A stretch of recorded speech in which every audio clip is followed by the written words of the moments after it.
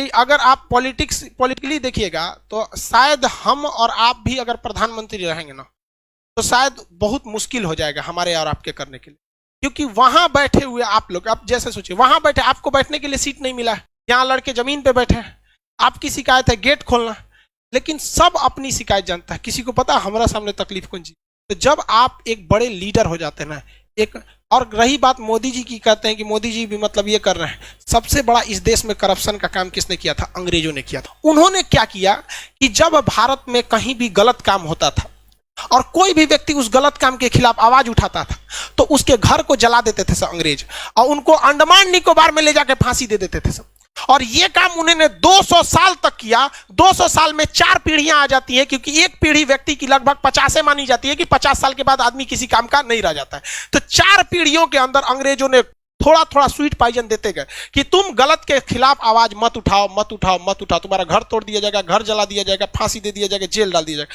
4 पीढ़ियों के बाद जब हमें आजादी मिली तो हमारे अंदर वो डीएनए में ये डर घुस चुका है। हमारे सामने हमारे गांव का 2 कौड़ी का मुखिया नाली बनाता है तो उसमें 12 का सीमेंट का मसाला डालता है, लेकिन हम आवाज नहीं उठा पाते हैं। अगर हर गांव से आवाज उठने लगे तो किसी के बाप की औकात नहीं जो गलत काम कर सके। करप्शन तो हम लोग बढ़ाते हैं।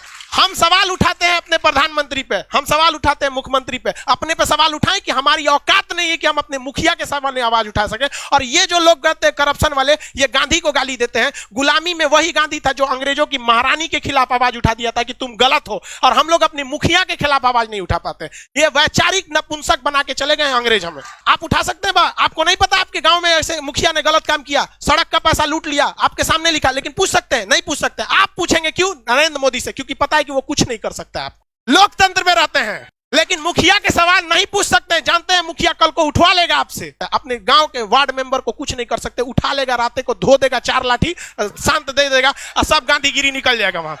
जिस दिन भारत के 120 करोड़ 130 करोड़ लोगों के 260 करोड़ हाथ एक साथ अगर उठ जाए करप्शन के खिलाफ, किसी के बाप की औकात नहीं है जो भारत मां का 1 रुपया लूट के दिखा सके। लेकिन हम लोग क्या कर सकते हैं? हमारे जैसे टीचर ज्यादा जान फड़फड़ाएगा तो मरवा देगा सब ससुरा हमरों को। राजीव दीक्षित भी अंग्रेजों के खिलाफ ऐसे ही उड़ रहे थे। वो 200 साल पहले की चीजों को उठाए थे। यहाँ पहले ही 6-7 गो बम चल चुका है। आप देखिए, बम चलने से पहले भी जो मेरी विचारधारा थी और आज भी वही है। हम जितना हो सके अंग्रेजों ने जो जहर दिया था उसको निकालने का हम काम करेंगे।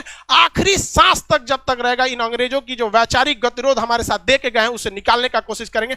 एक भी भारत मां के संतान को अगर हम सही रास्ते पर लाएंगे तो हम समझेंगे मेरा जीवन सफल हो गया।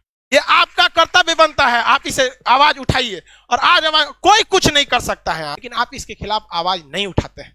आवाज तब उठाइएगा जब आप अपने गांव को सुधार सकते हैं। तब किसी की बात करते हैं। हमको मोदी जी से कोई एक वीडियो बनाए थे, हम लड़का कमेंट किया था, सर आप मोदी जी के भक्त हो गए, तो नीचे एक लड़का उसका रिप्लाई दिया था, कल वाला वीडियो देख लो। मिडिल वाला काम नहीं करते, हाँ या ना। जब जब कोई गलती सरकार से होती है सीधा विरोध कर देते हैं, चाहे अगर गलत है तो गलत, सही है तो सही। बीच वाला रास्ता हम अंग्रेज वाला काम नहीं करते हैं, नहीं होता है। आप भी आवाज उठाइए।